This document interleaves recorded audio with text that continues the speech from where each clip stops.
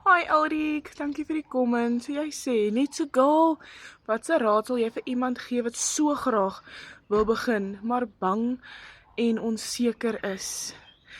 Ek was daai bang en onseker een en vandag kan ek myself knyp omdat ek so lank gewag het en ek soveel uitgemis het. So my raad aan daai persoon is begin, want jy het eenvoudig niks om te verloor nie. Ja, jy gaan mos nou jou pakket kies, so jy het omkostes om te begin. Nee, jy maak hier 100% wins. Jou tweede kliënt sit jou reeds in winsmode.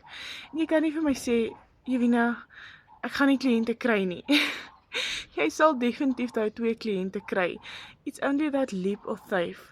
As ek dink hoe ek verkeerd omgebewe het, toe ek uit my comfort zone uitgedruk moes kom, jy weet, ek moes daar uitkom. Want groei vind plaas waar jou comfort zone eindig.